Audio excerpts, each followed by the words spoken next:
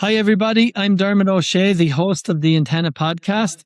And today I'm delighted to have Leo Maddison as our guest. Leo, how you doing? Good. Very happy to be here.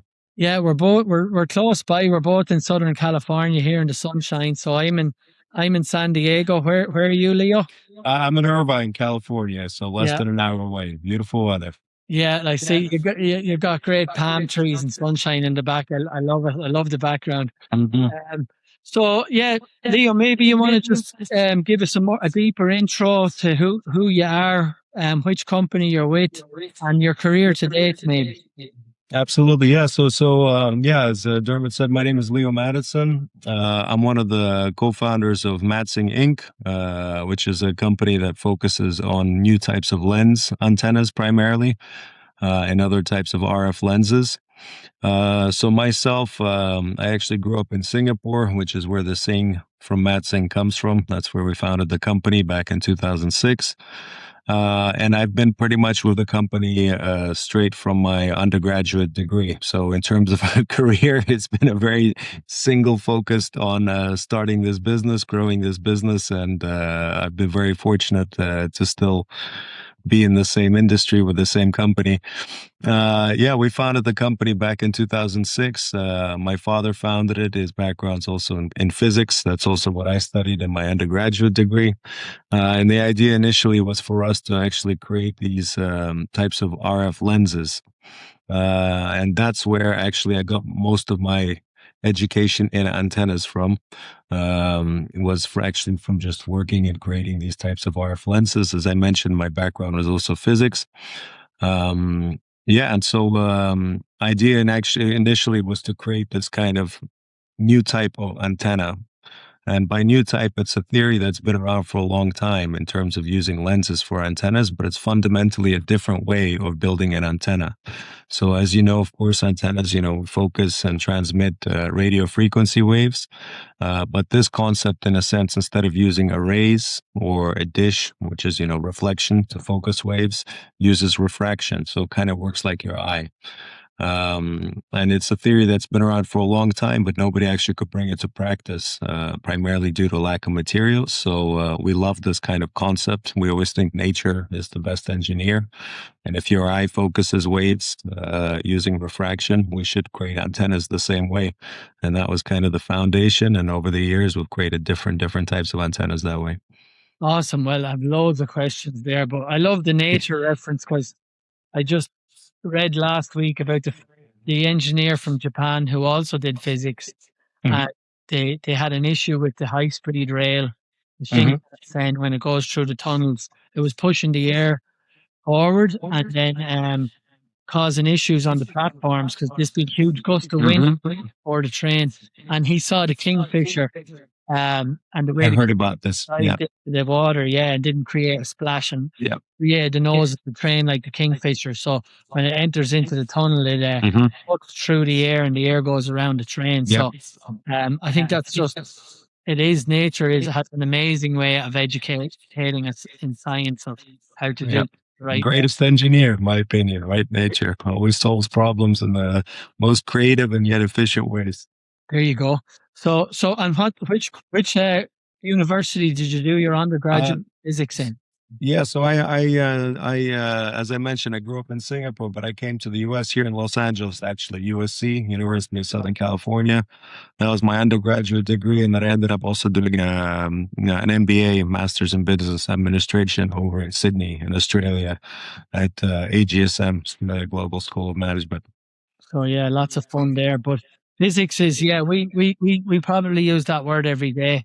Trying to tell customers you can't cheat the laws of physics. Yes. Design smaller. But, Yes. Yeah. So and did you get intrigued by antennas when you were studying physics, or is this Yeah, it's a good question. I mean, to be honest with you, I didn't think I'd end up in antennas. I like all types of applications of things like that. So my kind of more introduction to antennas was really through my dad and through this company. So yeah, we saw this project. I mean, just to give a little more background, like how the company started, there was a multi-government project. I think it's still around. It's called Square Kilometer Array. I'm not sure if you heard of it. It's basically it was like a Australia. 10 or 15 countries that were trying to build a 1 by 1 kilometer array to receive weak signals from space. And they were initially going to do it. So they were using like 5 meter dish antennas, by 1 kilometer, huge array of dish antennas to receive weak signals from space for research. It was initially going to be in Australia. I think now they finally did it in Chile. Okay. Um, I remember that. but Yeah. yeah, but so but this is back in 2003, 2004, 5. One of the proposals during this time when they were conceptualizing instead of dish antenna, somebody suggested let's use a lens. And they actually tried to build a spherical Bloomberg lens instead of a dish. Again, idea being is that, the theory is there. And a lens, in essence, like I said, like your eye, it can receive signals from multiple directions, right? So anywhere that the signal comes in, it refracts and focuses it on the opposite side of the lens. So Opposed to the dish, which is reflecting it. yes, exactly. So Yeah. dish, what it does is it reflects it. So that's why you have your feet in the middle. So either the signal sends out, it reflects it and focuses it in that direction, or of course, transversely when it comes in from here, it'll reflect it back to the feed. The problem becomes is that then you have only a single direction, right? If you Yeah. want to send signals to different directions, you end up putting up multiple dish antennas. Whereas with a lens, it's refraction and it's spherical and it's symmetrical, in particular the Bloomberg lens. And that way, anywhere a signal comes in, it'll focus it on the opposite side. So when you place your feed on the opposite side, you have the equivalent of a dish antenna sending a signal in that direction. But the beauty of it, since it's symmetrical, you can place multiple feeds and each feed is independent. And now you have multiple independent signals through the same lens in all different types of directions. So we love this kind of idea. We just thought that was a great solution, and we weren't that familiar with what we're doing now, which was more primarily telecommunications, but we just thought, okay, I mean, that's a great idea for an antenna. And the challenge then was materials, actually. So same as, when you have materials that refract and focus, same as say glasses, you need to know the index which the light diffracts, in order to shape the glass correctly. In our case, for RF, you have dielectric materials that have certain constants that have to have the properties that diffract the waves. And there was no real good materials in nature available. So the closest things are things like Rexolite, types of plastics. But for antenna applications, one is that they have losses. And losses means for antenna applications, you can't really end up using them. Secondly, heavy, extremely heavy and difficult to manufacture to control that constant. So my father, he invented and came up with a brand new, he's, I have to say, a master in inventions and physics and very practical. So not just a theory physicist, but he created an idea for a brand new type of material, metal material that has dielectric properties that we ended up built machines to create this material. From that material, we started to create these lenses. And then we looked for different applications for this. Brilliant. And so like a lot of people in the antenna business, you didn't plan it, but you fell into it, and now Exactly. yeah.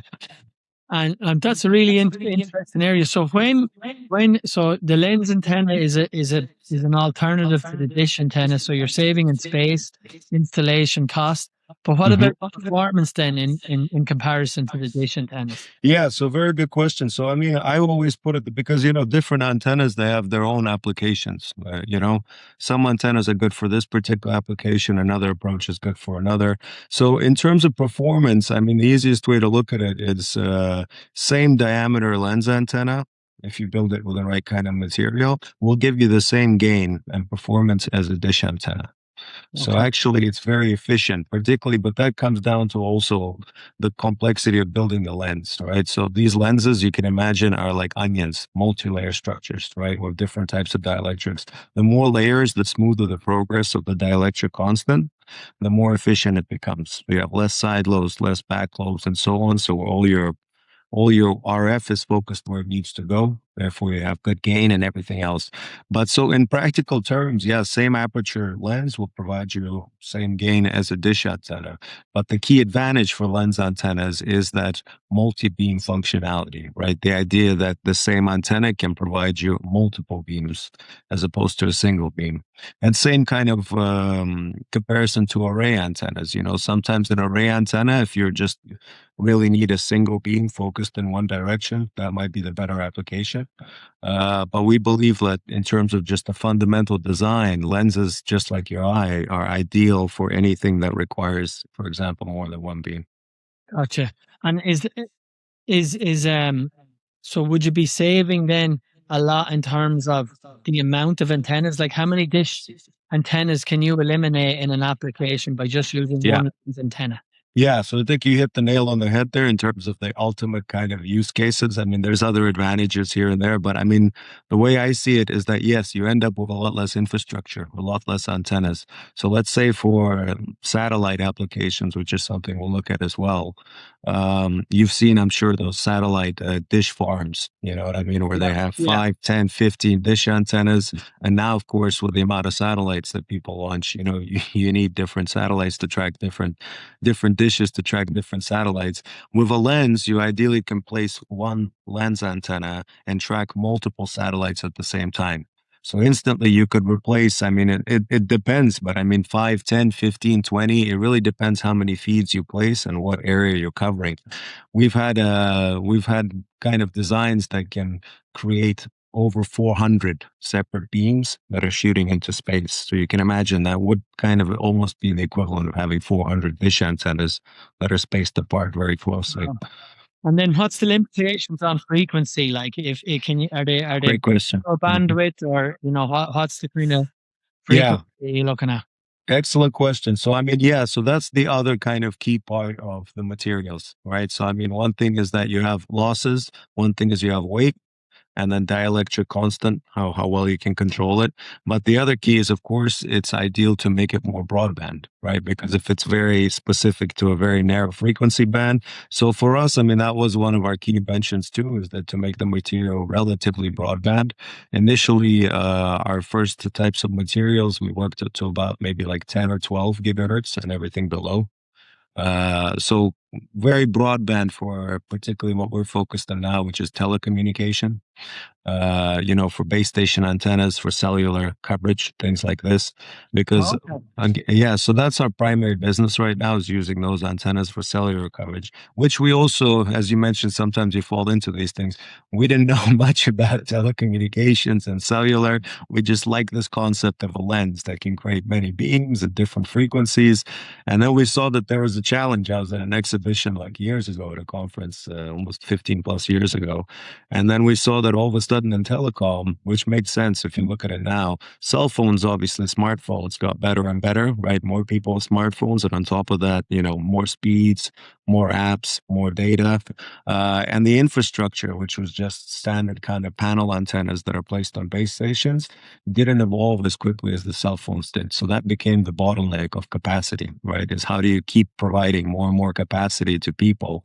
And the answer, which we learned, was, okay, we ideally would like an antenna that can sector split, that can create, instead of one beam, 2 beams or 3 beams or 4 beams in that same 120-degree sector, just slice it up into multiple beams.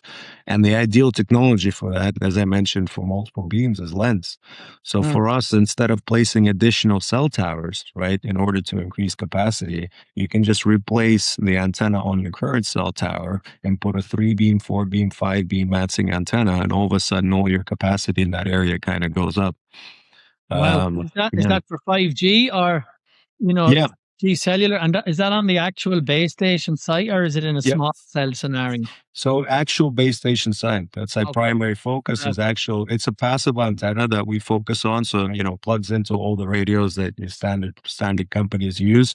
But in terms of coming back to the frequency question, so yeah, initial material was anything below 10 to 12 gigahertz. So we have antennas that cover your low band, 600 to 900, your mid band, 1800 to 27, and your C band from 3 to 5 gigahertz, all in the same antenna, because the lens can do it. Well, so again, less infrastructure. That's a massive installation. That's a huge a long wide panel antenna to get all the three Yes. into one. And then Yeah. the Mhm. tower space is like Manhattan real estate, right? Yeah, It's like exactly. yeah, it's really valuable and difficult to get antennas installed on rooftops on poles. It's like Yeah.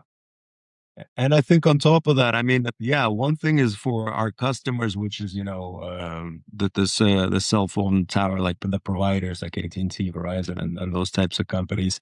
I mean, for them, number one thing is real estate. So adding an additional site, it could take a year plus, in terms of cost and timing and building.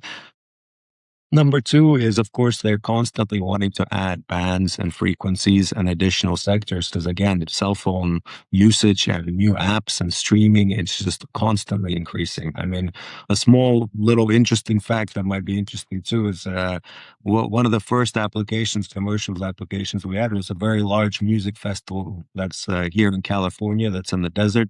It's actually going on right about now. oh yeah, we know So what you're talking about. Yeah, yeah, so that one basically, and then it was a new technology. It's a new company. We came to the carrier here and they said, listen, we're not sure what this technology is, but we have a festival. And that was a challenging problem. Mm. And 200,000 people, whatever we put up, we can't get capacity. It's just every time. And that was the first time they put up one of our lenses. First time it broke the data record there, which was 2014, I believe. But the interesting fact I learned from there is it's a fixed number of people. And can you imagine the data consumption, the demand doubled each year? Fixed people, same amount of people, not adding people, but just in terms of the cell phone technology. Maybe there's a new app that came out. Maybe there's streaming. Maybe the screens have higher resolution. And that actually doubles the capacity demand year on year. So you can imagine it's tough to keep up with that kind Oh of yeah, I'm evolution. like I'm the same myself. I was watching the Masters golf tournament last Yeah. weekend. I think I watched Congratulations, by my the way. phone for four It was, days almost. yeah, Like I didn't watch it on TV. I was watching it on my phone because I was traveling while I was watching it. And yeah, and if you don't get it, you're like, what the? You're looking at the signal and you're going, oh, yeah, the signal sucks here. Like you're complaining because you can't stream the Masters on your phone. Like yeah. while you're doing emails, checking text messages as well, Teams messages, asking AI questions. Like you're doing it Mhm. all at the same time. It's crazy. Part of life now. We kind of expect it, right? And by the way, congratulations to Rory. That was a good, Oh yeah, yeah, yeah, very yeah. good Didn't win. go. Yeah, yeah. He had us watching, yeah. So yeah, that's really interesting. I remember actually that site that you're talking about because it's in the desert didn't have cellular signal. They were trying to come up with solutions for that for a long time, like bringing Yeah. in small cells 1 year and repeaters and Mhm. setting up those kind of 5G like emergency Mhm. kind of uh, broadband or not broadband, those network in a box solutions. Yeah. But the problem they had is there's no signal out there. Mhm. So, if they had to actually create a mini base station. So it sounds like you guys were able to fix it, which is great. So sounds like but you mentioned earlier you have your own innovation and inventions on the machines to manufacture this material. So you actually make this yourselves. Yeah, so I mean, in terms of, so I mean, we're very fortunate. Our dad, I mean, I believe he's one of the smartest people out there. Firstly, so he gave us this opportunity for me and my brother when we were quite young to join the company and start this kind of family business. We kept it a full family business. We're still fully involved. We still fully own it. No investors, nothing from the outside. And our philosophy was always, I mean, we believed, first of all, in the concept and the technology. And we also were very intentional about, we like building things. I think that's one thing. And we like solving problems and just tinkering. But I mean, our philosophy was always to try to control our own future and our own technology. And so we build everything from scratch. I mean, pretty much in house. We don't outsource a lot of our manufacturing. We outsource very few components, very basic materials, I would say. But ultimately, we created the machinery to make the material. Then we have manufacturing where we, from the material, create the lenses and we test the lenses. Then the lenses, we have a separate manufacturing that are made into the final antennas. So Yeah. actually, all three stages of manufacturing we control and we set up, and yeah, so it's always I'm been kind of our philosophy. And where's that done? Is that done in? Still all in Singapore. So Yeah, we grew all that in Singapore, which is not a typical place. I mean, of course, and you think, growing up in Asia and everything too, a lot of companies, they moved to China and to India, places like that. We were very conscious of not doing that. So because we wanted to, again, we believed in the technology, and in terms of just initial cost savings and things like that, that wasn't the priority. yeah, Priority was to control the technology, control the process, make sure everything is done correctly, and also keep it in our hands in terms of just outsourcing it to a third party. yeah. No, it sounds like it. In hindsight, it was a genius move, right? Because Singapore is a nice place Yeah, to be today. yeah, yeah. Who knew with the current tariffs and everything else, which of course Exactly. is always an unknown subject. But we are also excited. So we moved to the US, our headquarters, and now, of course, in the US, whole family's here in Irvine. And we actually are starting some US production and manufacturing later this year. So we're pretty excited about that as well. Some key unique antennas that were going to be built right here in Irvine. Brilliant. Great to hear. Yeah. So you're not the only insane person that decided to do some manufacturing here in California. Yeah. Everyone's still telling me I'm crazy for doing that. Yeah. The good thing about having it here is speed, Yeah. flexibility. That's what a lot of customers want today as well. Um, Yeah. so very cool. What about like what project excited you the most or you most proud of? Is there anything like cool you can like the concert one was cool, but Yeah. anything that particularly I makes mean, you smile? maybe I can name maybe two or three, because honestly, like this whole journey and the fact that you can imagine we started in a very small space in Singapore and the company's grown over 20 years. So I'm very proud and excited pretty much about every step of the way that we've taken. But of course, I think some of the key ones I would say is, of course, yes, first, that first big music festival, first commercial application, plus it being here in the US. That was very exciting, and we built that antenna quite quickly, saw it go up. And the main thing is, of course, our philosophy, which again came from my dad, which is very physics based, is always results. He says, always look at results, whether it's in business or in science.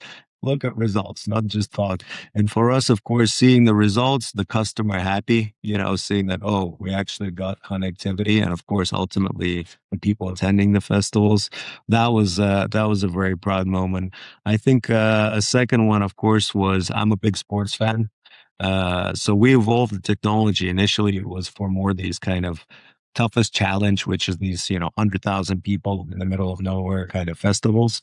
But then we saw a big need in stadiums and arenas, right? Same kind of issue. You got 100,000 people, 20,000 people in an arena, no reception. And one approach there, which again, standard panel antennas were starting to not meet the needs because it's not enough sectors. So people started to move to this more approach of under the seat antennas. You place thousands of antennas through the rails or under the seats to create these little sectors. Very complicated and quite costly, right, in terms of just construction. And our approach was the lens. I mean, where do you get all your waves from? Where do you get your light? Where do you get your sound? Everything's placed on the top. Why not just place a lens on the top and almost like a flashlight create multiple sectors? So we had antennas, for example, one antenna that can create 48 sectors for cellular. And these massive stadiums, they can place 4 or 5 of these antennas, right? And instantly get 250 plus sectors, really good connectivity without having to spend millions of construction costs, and at the same time get good results.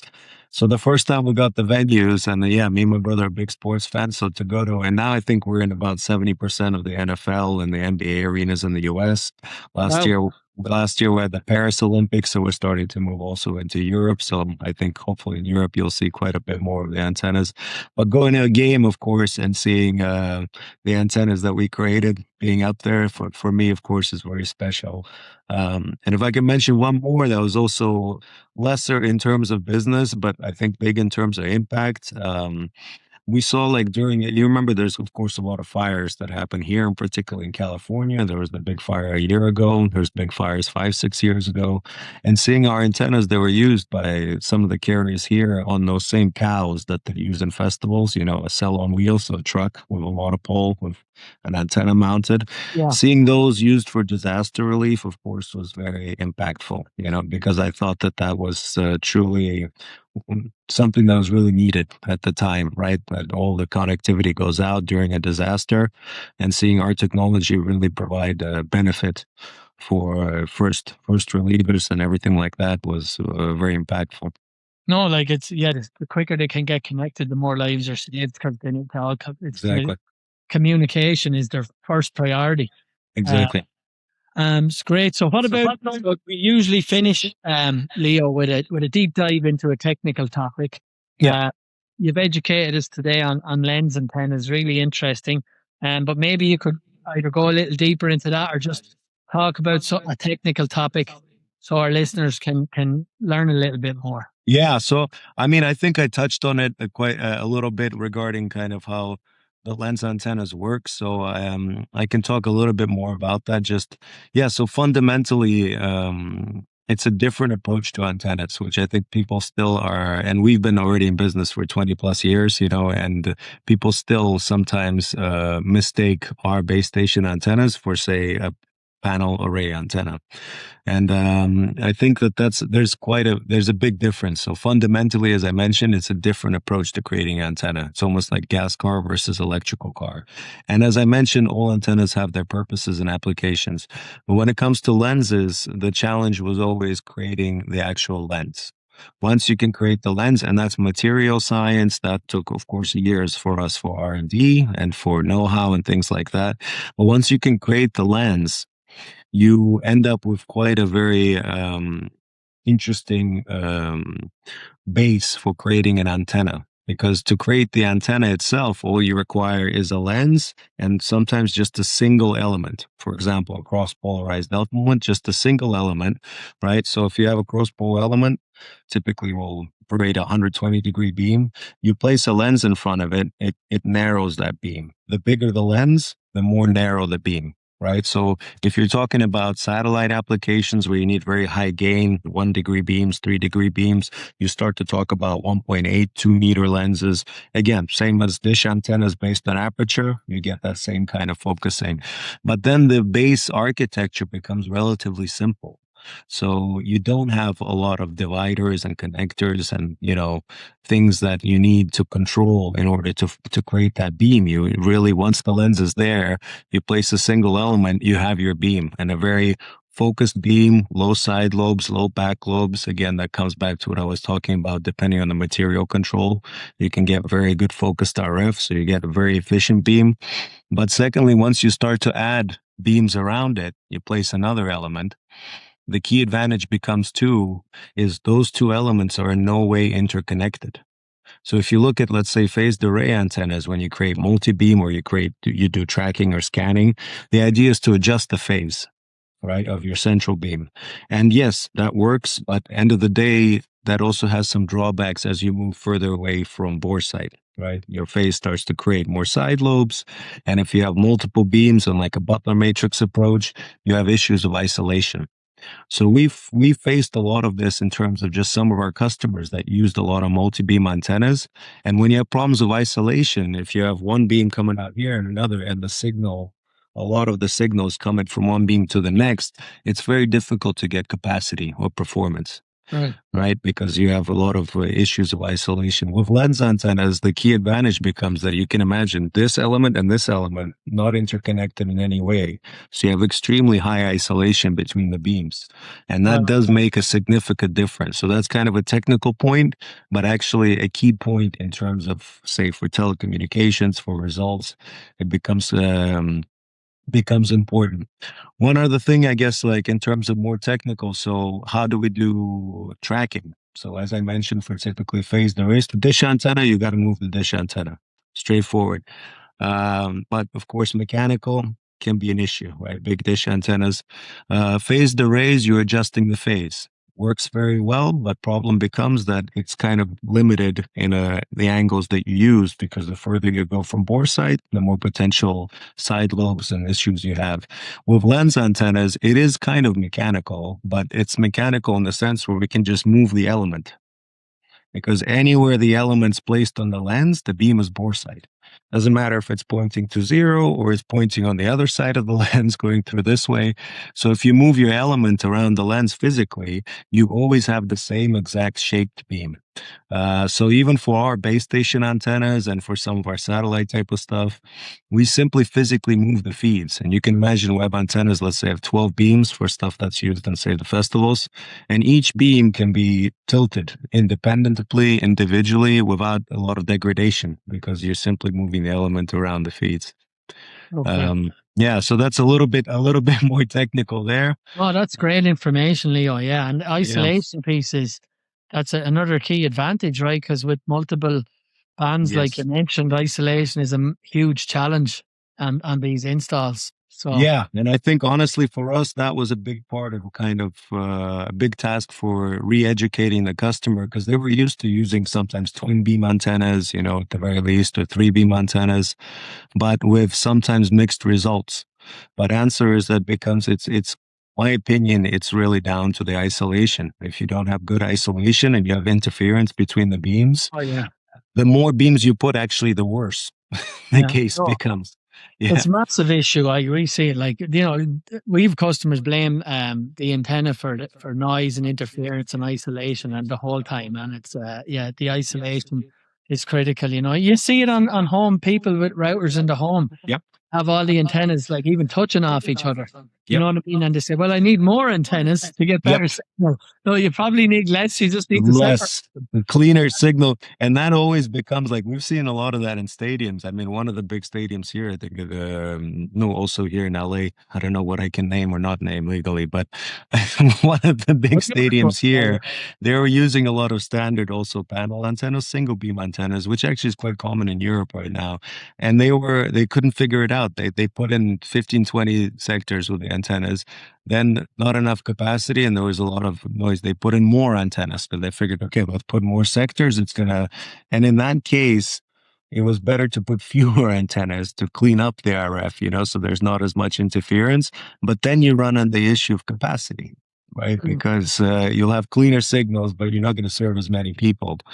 Yeah, so I mean, I think for us, that has been definitely a very good sweet spot in terms of, and again, it comes back to what I mentioned is there's applications for different types of designs, right? And a dish antenna, and I mean fundamental designs, right? A dish antenna, an array antenna, a lens antenna. And for lens, I believe the key advantage is multiple sectors from the same antenna because you have that high isolation. So applications where you need that, that becomes a natural fit. Great. Well, listen, Leo, thanks very much. That is really interesting, and thanks for educating us on what sounds like an awesome business, really Thank you. useful use case. And I'm going to be I'm a geek looking at antennas all over the place. I'm going to be looking for your lens antennas.